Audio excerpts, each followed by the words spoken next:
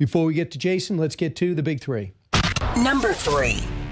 It's a singular privilege to be the first American president welcomed here. But this is truly one of the highest honors of my life. Such respect for you and such respect for your country. The President of the United States just did great. And so what? You know what? So did the British royal family. The president in the UK, the respect reveals how far he has come and the world has come in understanding who President Trump is and what he can do. And Trumpism is now a movement, and the UK is experiencing it, and I think it's a win-win.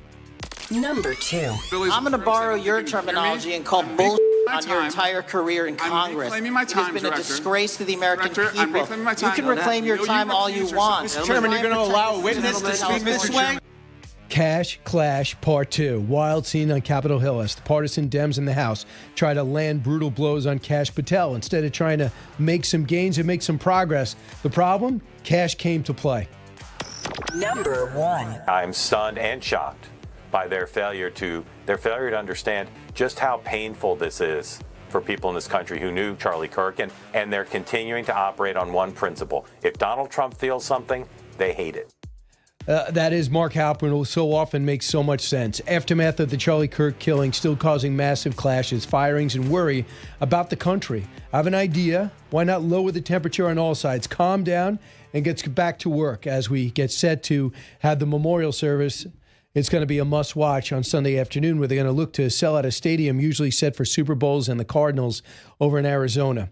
Well, Jason Chaffetz is a Fox News contributor, Utah congressman. You thought you were going to be seeing a lot, but when you go to see Charlie Kirk speak at your local campus, what were you thinking that day? What were you expecting, and what did you experience? Well, I was in Congress. That was part of my congressional district. It's 20, 25 minutes from my home. It's where our daughter had graduated recently, and she wanted to go see Charlie Kirk. And I had traded text messages with Charlie because I went out with ICE, and I invited him to come with me. And then he invited me to, and I said, hey, our daughter would really like to meet you. And he said, come on by. Absolutely. We'll make that happen. And then one of the most horrific things in my life happened. And I still hear it. I can still hear it in my head. And I saw it. And you got to remember, there's 3,000 people that witnessed this as well. And it's hard to deal with. How did your kids deal with it? How did your family deal with it? I mean, the panic and the shock. And you weren't with them, right? You had separated? Our daughter and son-in-law were sitting in the sun, and me, I didn't want to sit in the sun, so I moved to a place where it's in the shade because it was brilliant, beautiful, sunny day. And so I wasn't sitting right next to them, and my wife was coming in from another angle, and then all hell broke loose. But you just love them, spend time with them, but they're still mourning, and I think they're still in shock, and they've got to learn how to deal with it. It happened. Can you tell me the mood that day? Are most people there supporters? Yeah. Because sometimes people show up because they don't agree with them. Well, it was interesting. A group of LGBTQ supporters had gathered right above Charlie. Law enforcement actually moved him off to the side. When Charlie came out, to the sound of chanting of USA, USA, and interspersed with Charlie Kirk, Charlie Kirk. Most, I would venture to say, are supporters. This is a very conservative part of the world. 95% of the people are probably under the age of 30. And Charlie kind of looked around and said, hey, come on down and join the discussion. And, Charlie is famous for taking on dissenters and answering any question that he possibly can. And again, at the time, in real time, once I got on camera less than 30 minutes after the attack, I guessed, but I think I was right. I guessed that it was no coincidence that the question being asked about trans shooters in mass was when the shot was fired. And I still don't think the investigation's over. I don't think this is a lone wolf who went awry. You don't? I don't. Look, I am very tied into local law enforcement. There's nobody in local law enforcement that believes that this is just a lone shooter who had some crazy idea that formulated in a week. There's nobody that's acting under that premise. Well, it doesn't look like any. Have you seen something that would not make sense? For example, we watched him with the gun in his leg, right? But how did he get on the roof? Did he scout it before? Did he just get there one day and go, that roof looks high enough? I see the tent, I'll go up there. But to me, did he know the campus that well to know there was an outside staircase to get you 2/3? He wasn't a student there.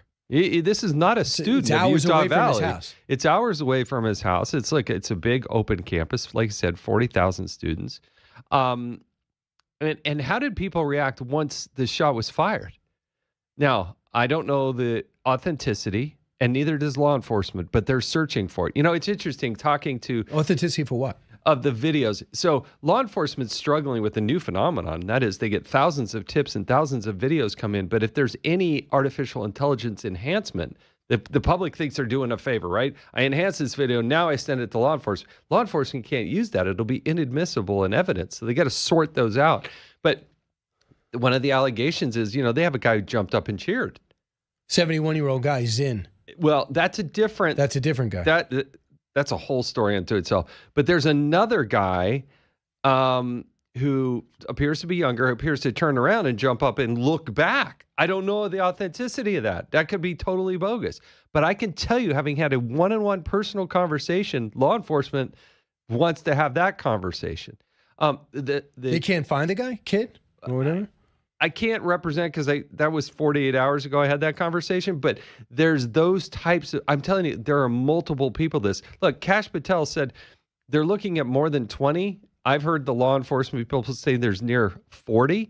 And remember, nobody's running the story, but 48 hours after this, a Fox vehicle, Fox 13, a local affiliate, was bombed. It was attempted bombing in Salt Lake City.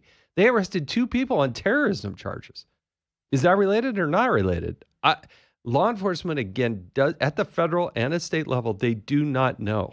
But their feeling is that the threat level is still high. Anybody who goes out the camera and says, oh, yeah, this is all one and done, and hey, we got him and we're done. There are groups out there like the Armed Queers of Salt Lake City and some other militant groups. They're still looking into all of that. Yeah, I guess they are. And I know on Discord they say there's a lot, but they see Discord's cooperating. And then you wonder too about the partner of this guy. So he questioned, but he knew that letter was there. He knew about the exchange. He didn't call the police. The police come into that house. Yeah. And then he tells the police and they work with him. So he didn't turn himself in. That's not necessarily against the law. Well, look, Washington County Sheriff Nate Brodsky, I've talked to him for a couple hours. He and I have, I know him exceptionally well because he had a 25-year relationship with a retired law enforcement officer who happened to be neighbors of the family. That's what ultimately brought the alleged killer into. Yeah, here is Nate Brodsky. He is the Washington County Sheriff, and he talked about how he got involved in this.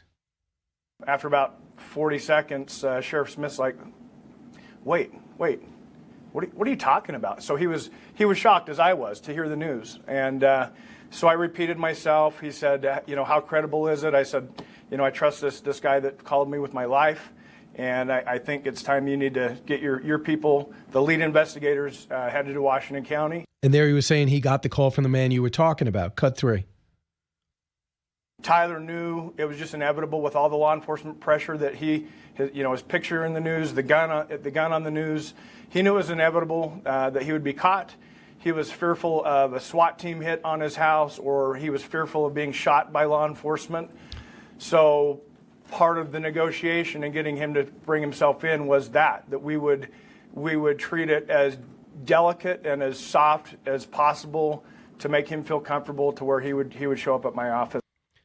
It's unbelievable that he's worried about being shot. Yeah. Now, that was about 10 p.m. the day after the shooting. So dad recognizes the son, starts asking questions allegedly about grandpa's gun, because it's a very distinctive gun, and evidently there were photos of that. The shoes were recognizable. The parents do. I can't imagine it more difficult. Hey, son, we need to talk about this, and the gig's over, and you got to do the right thing. And having a neighbor who's a friendly, who is 25 years of law enforcement experience, and then bringing him in. I think Sheriff brought. The Washington County Sheriff did exactly the right thing, and got him into custody, and we got him alive, which is a huge help. It's just he was more concerned over the text messages, a couple of days later now.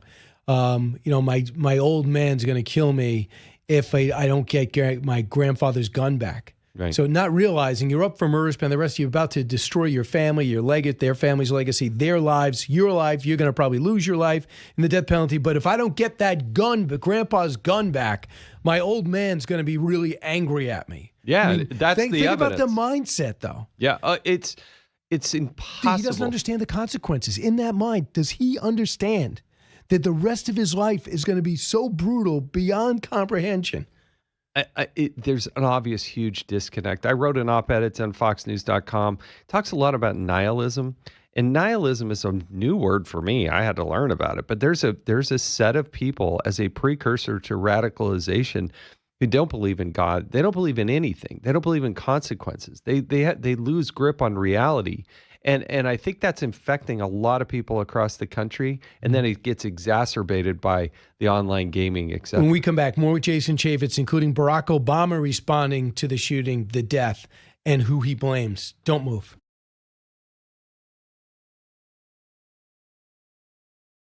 When I hear not just our current president, but his aides, who have a history of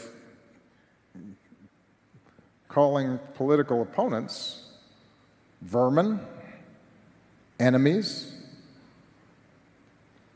who need to be targeted, that speaks to a broader problem that we have right now.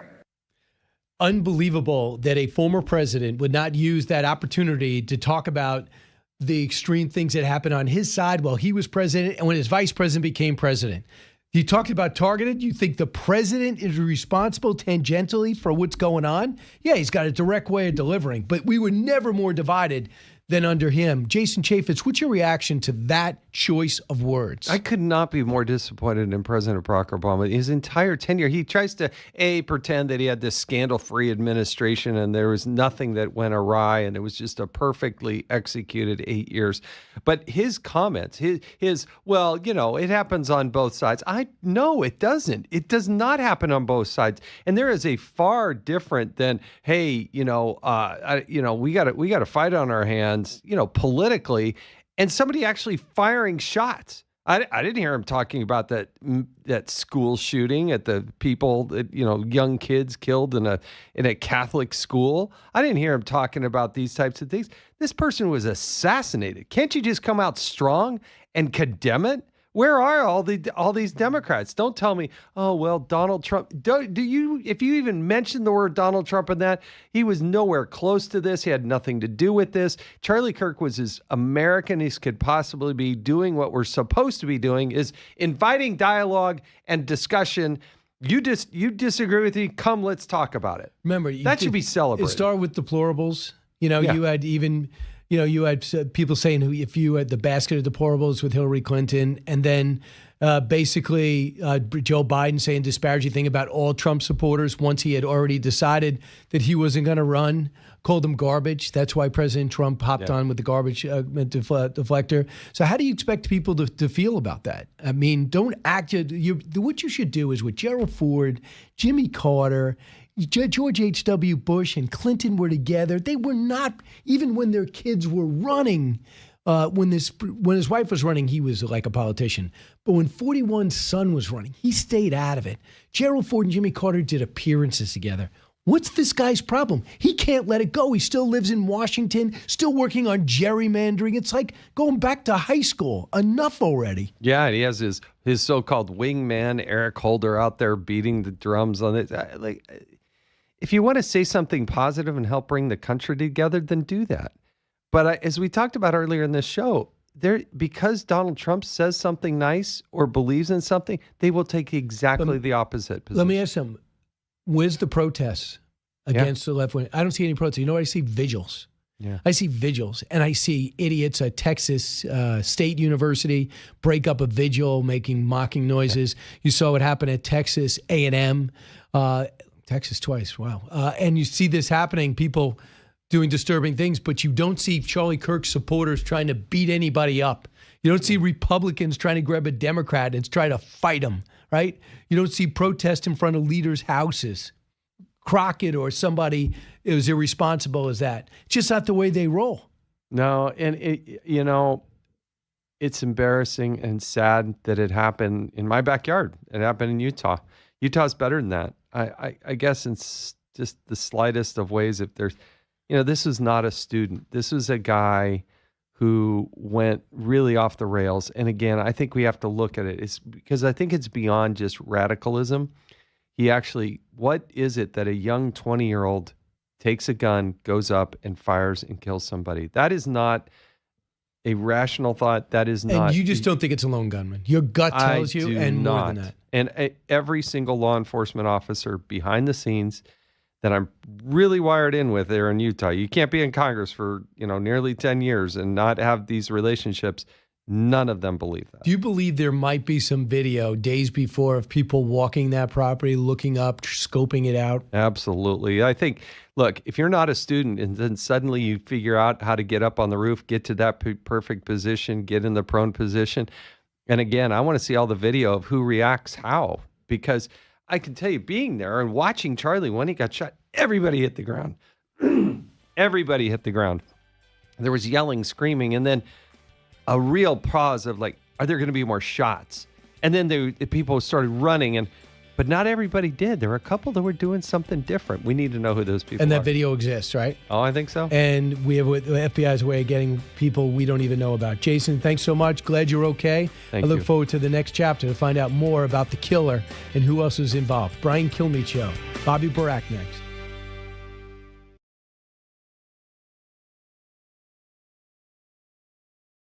We had some new lows over the weekend with the MAGA gang desperately trying to characterize this kid who murdered Charlie Kirk as anything other than one of them and doing everything they can to score political points from.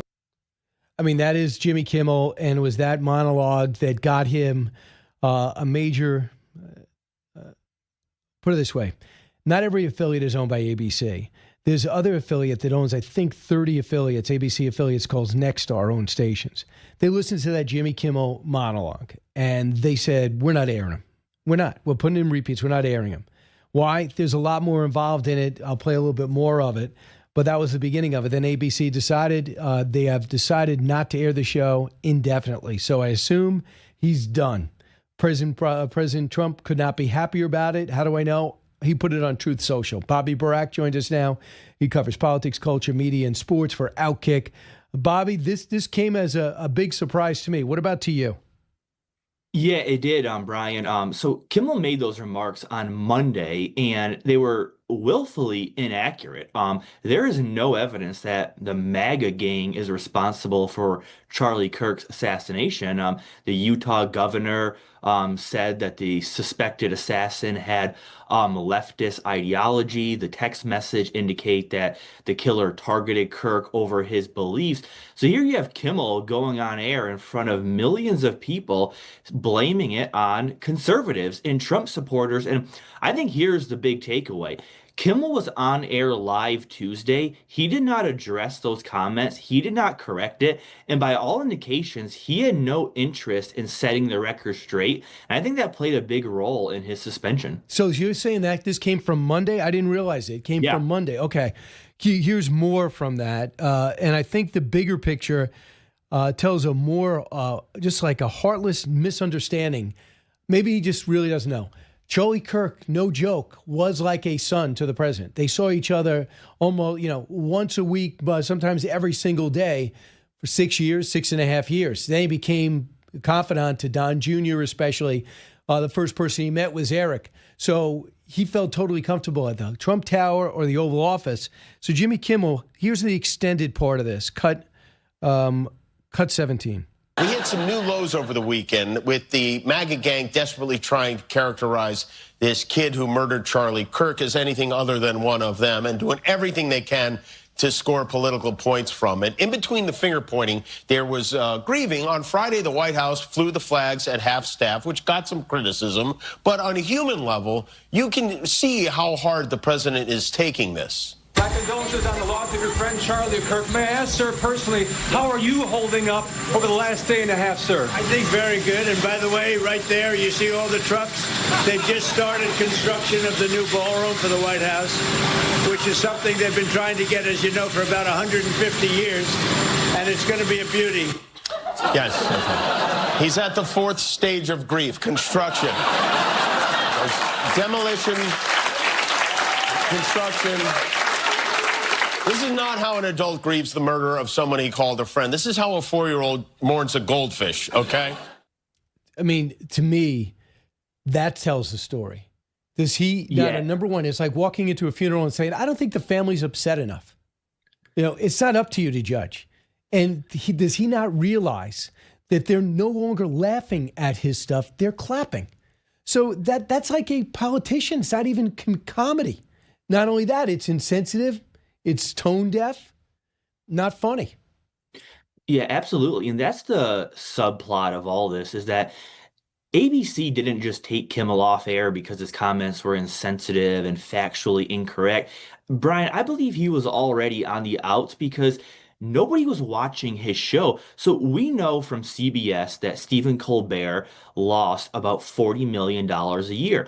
Well, he had 30% higher ratings than Kimmel, and Kimmel makes the same $17 million a year as Colbert. So you do that math, Kimmel's show is probably costing ABC a lot of money. And like you said, he's not funny anymore. He comes across as a partisan hack, desperate to try to get the approval of the Hollywood elites. You watch that clip, even if you don't like the president, it wasn't funny. It was corny and cringe and overly partisan. And I think Kimmel has dug his grave long before this latest stint. Yeah, I mean, put it this way, he takes the whole summer off. Carson used to take a lot of days off too, but took the whole summer off. I know for a couple of people that went during the pandemic, Colbert, Jimmy Fallon, and Jimmy Kimmel did a podcast. I heard from a bunch of people, it was hysterical. They were just fun. They are funny guys. Jon Stewart especially. Look, they are funny. I always thought he was funny when he was on Fox NFL Sunday. Jimmy Kimmel used to do those great videos on Fox NFL Sunday. He's also used to this format. He used to be the sports guy with Adam Carolla in the morning show. I forgot the name, Kevin and Bean over in California. I just missed that part of his career. So I've seen the career. So he's funny, but they lose the sense of humor because Trump actually bent their brains. I mean, for him not to think that this is like a family member and you're mocking him, and that's when the affiliates bowed out. I don't think it was pressure from Brendan Carr of the FCC. No, I don't either. I see people saying that this is an attack on free speech. First of all, there's a difference between cancel culture and accountability. When you are mocking the people grieving and also spreading blatant lies like Kimmel did about the suspected assassin, you're ought to face some level of accountability. But you're right, Brian. I think the reason ABC pulled him so quickly is because Nexstar, which controls 32 ABC affiliates, they preempted him. So not only was this show losing money before, it was set to lose a whole lot more of money after Nexstar made that decision yesterday, not the FCC or Carr's comments. I think this has much more to do with the financial aspect of Kimmel's career and what Nexstar did. Bobby Burack with us now. You can see him streaming. We are streaming too, and Bobby's got his Zoom up. Here's more from Kimmel, just flat out mocking Trump days after a key member of his team, like a family member, died. And it didn't just happen once. When I heard it, I was in the midst of, building a great, for 150 years, they've wanted a ballroom at the White House, right? They don't have a ballroom. They have to use tents on the lawn for President Xi when he comes over. If it rains, it's a wipeout. And so I was with the architects that would design. It's going to be incredible. And they came in, they said, Charlie Kirk is dead. I didn't know what they meant. I said, he was dead. Charlie Kirk was shot. And they thought he was dead because it was so horrific, And I said, dead. And then we installed the most beautiful chandelier. Sconces you wouldn't believe. There's something wrong with them. There really is. I mean, that was with us. And this is the first time I'm hearing this. Do you realize he went on to stun, and what do you think? And I couldn't believe it. And I told everyone, go home. So if he let it play, we're done with this. He left and went to the Oval Office, where we found out later, J.D. Vance explained it to him, and he was just flat out devastated. In fact, so they actually not only did they take him out of context, but they cut him off. And during that time, you hear his audience kind of laughing. So to be that tone deaf and that full of hate, I mean, J.D. Vance said that he was one of the people that told him first he's been shot, and then he's dead. And J.D. Vance had a lot to say yesterday, I thought, with Jesse. And here's a little about what J.D. Vance actually said with the president's reaction. Cut 11. We got the news from Mike that Charlie had passed probably about an hour before the rest of the world found out. And I was the person who walked into the Oval Office and said, Mr. President, I'm sorry, but Charlie passed. And that was a very, very tough moment. You know, Susie Wiles, the White House Chief of Staff, was in tears, and she doesn't show emotion. You know, she is even keel the whole way, and she was in tears, and I just gave Susie a hug. And I think all of us kind of lost it, and it felt like, we were all mourning our friend before any of the politics or the thought about, what a titan he was and how influential he was to the movement. How do we possibly replace him? We were all just sad because our friend had died, and we supported each other in that moment, as you do with your friends. But man, it was a bad, bad day. Look, if you even flip the channel off CNN or MSNBC for a second, you would have heard that this was different than anything else. And then if you just listen to Bill Maher on Friday on his show on HBO, you understand that's a liberal guy that would vote for Jimmy Kimmel over President Trump any day of the week. You understand that this was different. So I know he put up something, say, I feel bad for the family and everything, but it just shows you what a bubble they're in. Bobby, I think that if you go up to a lot of people that of his audience and you said that laptop is real, they would go, no, that Hunter laptop isn't real. If you know the Russia hoax was a hoax, he was not collaborating with Vladimir Putin to win an election, they go, no, I think he was, because they have no idea the reality or somebody else's perspective. I do. I'll tell you exactly what people, Democrats, are thinking, because I'm always flipping around, asking. Yeah, and that bubble you speak of, what is so grotesque about it is the dehumanization of anybody outside of that bubble. And that has been so clear since Kirk's passing, whether it's MSNBC, CNN, Jimmy Kimmel, you go down the list, the New York Times, they don't speak of Charlie Kirk as a human. They just speak of him as this political activist that they despise. That's how they cover Donald Trump. That's how people speak of you and I or anybody associated with Fox News. And that is, I think, the overarching problem here is that when you don't look at people with different views as you as human or worthy, it's a really dangerous concept, Brian. And you look at some of the people who have lost their job over this, they didn't lose their job because they voiced a political opinion. Some of them blame Charlie Kirk for his assassination. You have professors celebrating, uploading videos on TikTok saying he deserved it. And some people who still have their jobs, like that buffoon Matt Gutman, saying that he was touched by the alleged assassin admitting the murder to his trans partner. I mean, these are not how normal people react to a murder, especially one seen on video. So, Bobby, I want to bring you to something different. Kamala Harris has her biography that's rolling out called 107 days, because that's how long she ran for president.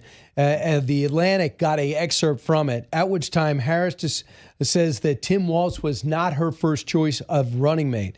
She describes Pete Buttigieg was her first choice, later deemed him the openly gay former transportation secretary to be too big of a risk on the ticket. Quote, he would have been an ideal partner if I were a straight white man. But we were already asking a lot of America to accept a woman married to a Jewish man. Part of me wanted to say, screw it, just do it. But knowing what was at stake, it was too big of a risk.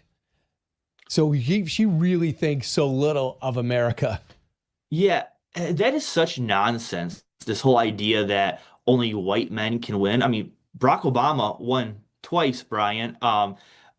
Yeah, and this is actually going to really shoot Democrats in the feet come 2028, because I think they do believe that any woman or someone who's not a straight white guy can't run. I think they're going to push Gavin Newsom across that finish line because they think he's the only one Americans will vote for. And I think the more Newsom is in the spotlight, the more Americans are going to look at him and say, President, no thanks.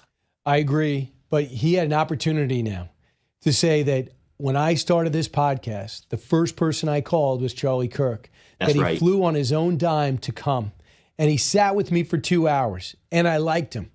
And he kept in touch with me, and he kept in touch with staff. But you know, the second half was reported, not him. He's so concerned about looking like he cared about Charlie Kirk that he doesn't want to say anything. To me, anybody who's a human being who could state the facts and make himself look like a statesman would take that opportunity. But he sees everything like a partisan. Bobby, thanks so much for your time. I look forward to listening to you, reading you on OutKick. Brian, let's catch up soon. You got it. Dr. Nicole Saphier joins us now. Dr. Saphier, I know you're actually working right now. At the same time, you couldn't possibly be watching everything that took place yesterday as Susan Menarez, the former CDC director, tried to explain what bothered her about the direction of HHS. Where do you stand on this whole thing?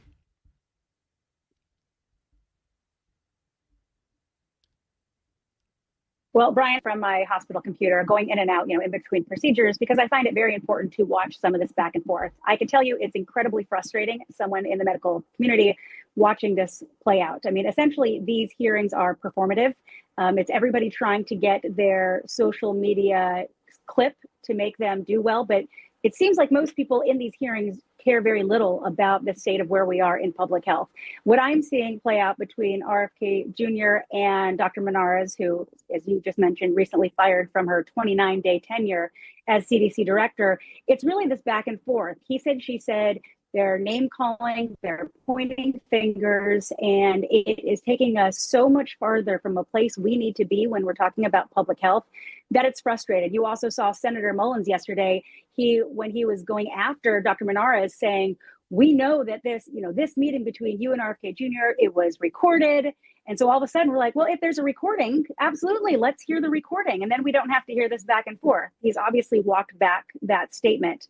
Ultimately, what we need to have are honest and transparent conversations about what's going on. Dr. Menarez says that RFK Jr. told her that she needs to, quote unquote, rubber stamp whatever the ACIP recommendations are going to come out of today and tomorrow. That's what I'm live streaming today. ACIP is starting to meet right now to talk about MMR vaccines, hepatitis B vaccines.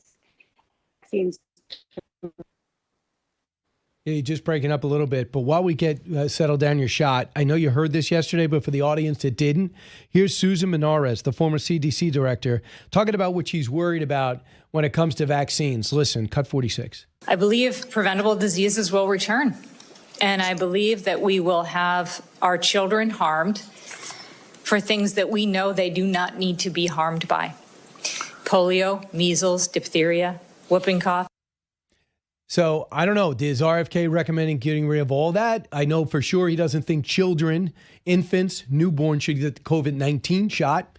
I know they're also debating hepatitis.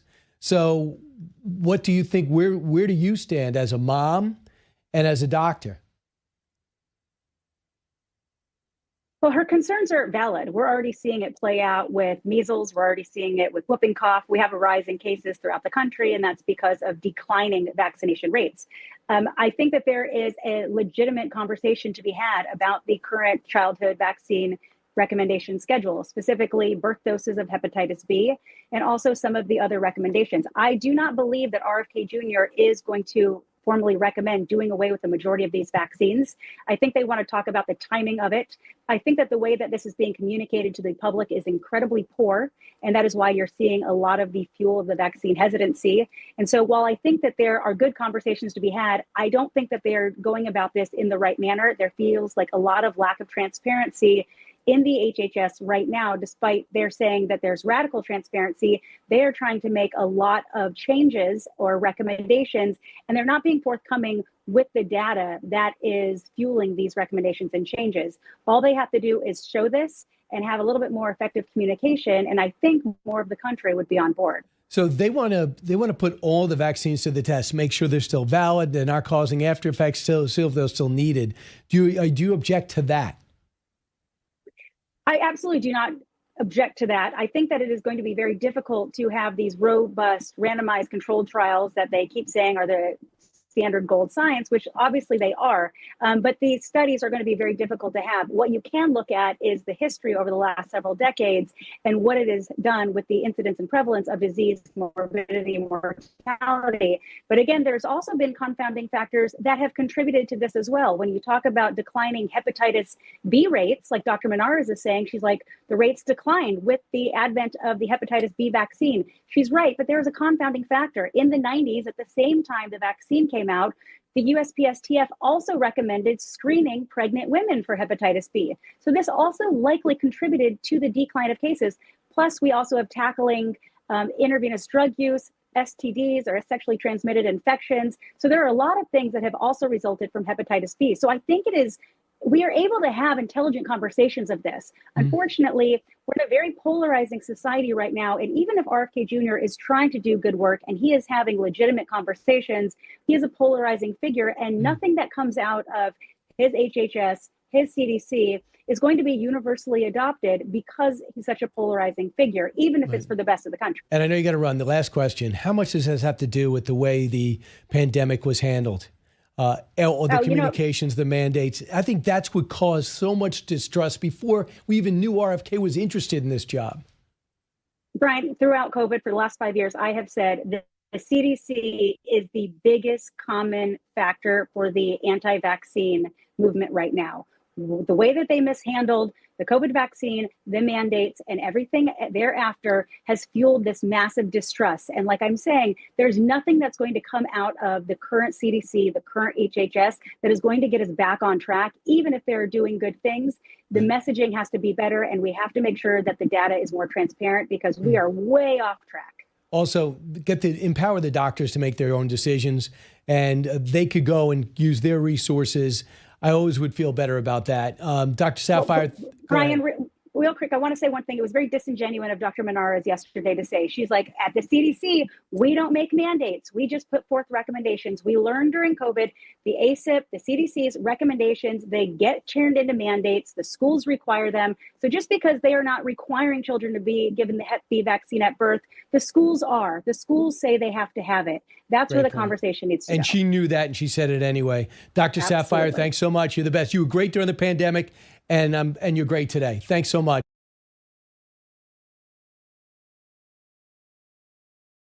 Julian Epstein served as chief White House counsel chief counsel to the House Judiciary Committee and staff director of the House Oversight Committee from 96 to 2001. Is a Democrat. Julian, your thoughts about those remarks, and are you concerned that with Barack Obama saying that the president's canceling people that don't like him? Well, first of all, good morning, Brian, and thank you for having me back. And my condolences to you. I know Charlie was a friend of yours, as he was to so many people over at Fox. And my condolences to his family. It's a tragic day. You know, I can't think of, the last time in our lifetime where we've had a major political figure assassinated. And here was a guy who was assassinated for no other reason other than his willingness to go into the public square and engage people and try to show people where they may have not fully thought out their point of view. It's a tragic loss for the country. My response to your question is, I think the left is getting dangerously close, if they haven't already crossed the line, into a culture of violence. The left rhetoric is creating an environment that invites violence. When you call people a fascist all the time, you would think that you are inviting people to respond, to defend against fascism, which would imply a violent response. So you see the left, I think, that is dangerously, in a number of ways, creating an environment of violence. And then the whole bit with Jimmy Kimmel is the mocking, the ridiculing of the assassination and the mourners while they are in mourning. And this seems to me just to be getting dangerously close to a culture of violence. We've seen this with the left refusing to denounce the pro-Hamas protesters on college campuses.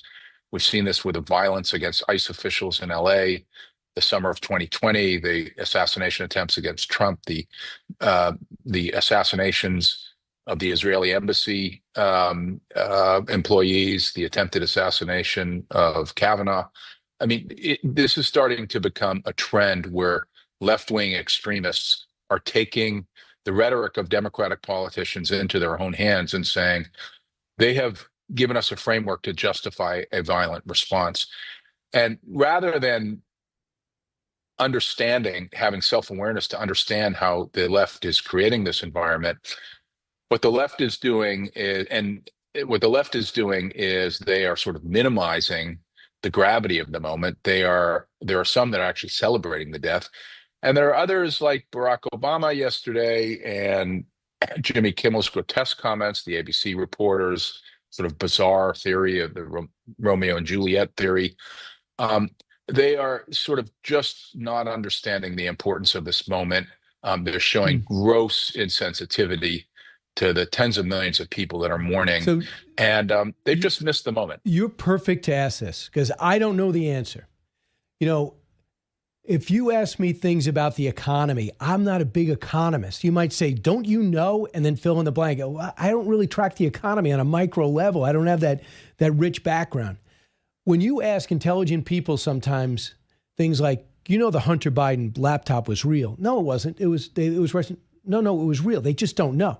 They don't know the whole Russia thing was a hoax. They don't understand really what happened at Charlottesville. Now, I'm not saying President Trump is perfect, but when things are proven to be inaccurate, they just don't even get it. So Jimmy Kimmel saying what he said, does he fully understand that Charlie Kirk was like the president's son? That they were with each other sometimes for weeks on end, that he considered Eric and Don Jr. especially like a brother, that he was everywhere like you. It's not up to you to judge how somebody handles somebody's death. Like, do you think he really is oblivious to the other side like that?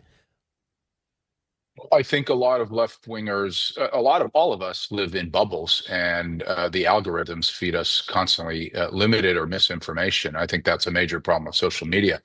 But I think Kimmel not only shows a grotesque insensitivity to the people who are mourning Charlie Kirk's death, but a remarkable ignorance. And he claims that the shooter was somebody from the right when there's just all the evidence is to the contrary. Yeah, I know you're a comedian, but is that a problem? Julian, he's a comedian. People go, well, he's a comedian. What's the big deal? It's a really big deal because your monologue you're taking from the news. Well, any fool can read the front page of the newspapers and know that it's not true. And it shows you what happens when people become ideological. They just screen out information that contradicts their worldview. And yeah, I mean, I think the Hunter Biden laptop is a good example. I talk to liberals and progressives all the time who still think it was that was a false story, and still believe in the Russia hoax. And people just don't.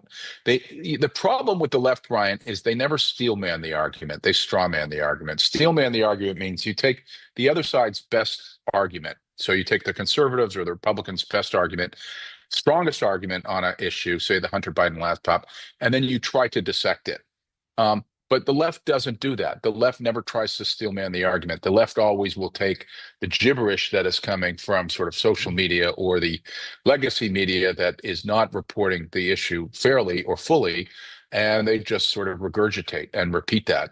And that's what most people are doing. They're just sort of, in politics today, they're just sort of repeating their positions largely from an emotional standpoint. I mean, I constantly run into progressives who think that the only thing in the world that matters is how they emotionally understand a moral issue. And the facts never seem to matter. And I think Jimmy Kimmel's, sort of obscene comments the other day reflect that. By the way, this is not cancel culture. Cancel culture was when you deplatform people because of their political views. This is companies taking a position to let people go or schools firing teachers because they are really bad people. When you ridicule the death of somebody who is a hero to tens of millions of people around the world and show such gross insensitivity and such an inability to grasp the moment, that's not the kind of person that you want to have teaching our kids. That's not the kind of person that ought to be doing a late night TV show. No one's canceling them. Nobody's cutting their free speech. But they are saying you are so reprehensible that you don't belong in this position. So it's very different from cancel culture. Yeah, I think it very much is. Like, for example, I interviewed that nurse on Tuesday who went up to a doctor who was celebrating, a surgeon who was celebrating Charlie Kirk's death. He goes, "You're a doctor. How could you be celebrating Charlie Kirk's death?" "Well, he's a terrible person. Don't agree with his politics." He goes, "You're a doctor. Your job is to, do no harm." And so he ends up getting fired. But yeah, what else is he doing? If Charlie Kirk came in there with a bullet in him, would he have not operated, or would he have let him die? I mean, that's the indication by the way he acted. But I want to bring it to something. The funny thing, Brian, the funny thing about it real quickly is I talk to progressives a lot of time, and the people that minimizes that and say they didn't like his point of view, I always ask them, what is it that you didn't like about his point of view? What were the positions that he took that you found so offensive? And they're constantly at a loss as to being able to explain what it is exactly that they didn't like. And I constantly point out he's merely sort of questioning the orthodoxy and showing where the orthodoxy isn't fully thought through. It's remarkably thin, the criticism when you peel back the onion. So Kamala Harris has got this book coming out, desperate to get sales, obviously, but she's got to say things that she hadn't said before. The latest story is she picked Tim Walz as his second choice as her running mate. Because essentially she felt Americans were too racist, anti-Semitic, and homophobic to accept her preferred option. Pete Buttigieg was her choice. She said, and she described Buttigieg as her first choice, but later deemed the openly gay former transportation secretary to be too big of a risk. Quote, "Would have been an ideal partner if I were a straight white man. But we're already asking a lot of America to accept a black woman married to a Jewish man. Part of me wanted to say, screw it, just let's do it. But knowing what was at stake, it was too big of a risk." Wow. Does she think America's terrible or what? She does. I mean, first of all, she thinks about everything in identity terms, which most Americans don't. Second, I guess she assumes that having a gay person on the ticket is a liability. That's news for a progressive. I thought progressives thought that would be something that was a good thing. I think Tim Walz was a terrible choice. Every time I see him, I think of the Saturday Night Live character Chris Farley, the sort of the slightly overweight guy who was sort of just clumsily like a bull in a china shop, working his way through a room and knocking everything over in its wake. Josh Shapiro was not selected because he was Jewish. It was not selected because he was pro-Israel. Yeah. The problem that real quick, Julian, I'm up against it. 10 seconds. Most Democrats don't get. She was a horrible candidate, and she was very too far left, and nothing was going to fix that. And this book should finish her. With her own party. She's been finished. I think she's been finished. I hear you, yeah. Julian Epstein. Yeah. Very insightful. Thanks so much. It is outrageous. It's a page right out of Xi's playbook. This is just despicable, disgusting, and against democratic values. America is a less free place if late-night comedians cannot do and say what they want. We should not be going after people for this. Look, did he get some things wrong? Yeah. I mean, but he is not a commentator, a news anchor. This is somebody who's a comedian. So that is some of the backlash from the suspension and possibly the firing of Jimmy Kimmel, who evidently is livid, according to the New York Post, that he was let go. I played some of the things earlier, maybe I'll play them again. But bottom line is 97% of his monologues are anti-Trump. Same thing with Colbert. Jimmy Fallon, if he does anything political, it's always negative to Trump, and he's tired of it. But he did not do this. This is done by the affiliates who don't want backlash from the general public, who put Donald Trump in power, and they're tired of ignoring it, I guess. So the bulk of affiliates bowed out, and then the network caved, and they just put him on suspension. His ratings were terrible. We get better ratings at 7 a.m. than he gets without networks behind us. We're cable. Better network. We get better ratings at 7 a.m. than he gets at 11:30. Marc Thiessen joins us now, former chief speechwriter for George W. Bush, a Washington Post columnist, Fox News contributor. Marc, welcome. Your thoughts about people that are freaking out about Kimmel's suspension? I'd give Kilmeade his spot. I'm too entertaining. You're funnier than he is. Right. And you're not that funny. Oh, that hurts. Look, here's the thing. First of all, I think it's great that Kimmel's gone because he had incredibly low ratings and he wasn't funny. And that's honestly why he should be gone. I would have preferred if it happened just the way you described it without the intervention of Brendan Carr at the FEC, which I think taints it a little bit. But here's the reality. His ratings were worse than Colbert's. Yep. You know, there's what's one of the tragedies of this era of politicization of everything is that late night comedy has been ruined. I haven't watched one of these shows in years. I used to stay up at night to watch David Letterman, I'm old enough to have stayed up and watch Johnny Carson, and Jay Leno. I mean, and they would make fun of both sides, and it was, and people would laugh at the jokes at their own guy's expense because they knew he was making jokes about the other guy too. It wasn't political. It was just making fun of the world around us, and it was lighthearted and entertaining, and now it's just become so tedious to watch these people. But I'll tell you, I have a great idea, because Chris Hayes apparently at MSNBC is really upset about this. Why doesn't MSNBC put him on against Gutfeld? And let's see who wins that rating war. Yeah, why not? I would love. Let's go head to head, baby. MSNBC versus Fox. Kimmel on MSNBC, Gutfeld on Fox, and let's keep track of the numbers. I think that's not going to happen because nobody would watch. I don't think MSNBC can afford to have its ratings go down even further. I just don't. Yeah, I used to know him. I remember when he was on Fox Sports. He used to come on all the time. He's a totally different guy now, clearly. But we'll see what happens. He'll do a podcast, and just like everybody else, they'll have their moments. They'll be top 25. I'm sure Hollywood and those people around him. He'll get great celebrities. And he'll live happily ever after.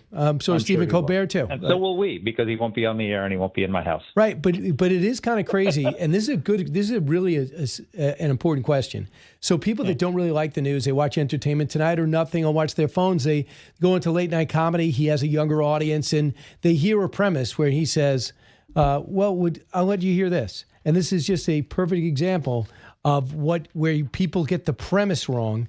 Therefore, the comedy can't be funny. Cut 17. We hit some new lows over the weekend with the MAGA gang desperately trying to characterize this kid who murdered Charlie Kirk as anything other than one of them and doing everything they can to score political points from it. I'm just going to stop it because the rest isn't funny. But the premise is what some people believe is the truth. The Russia hoax, the laptop, unworthy, fascists, and then you have the joke. But the setup does the damage. But where's the joke? I mean, there's no humor in it. It's a political lecture.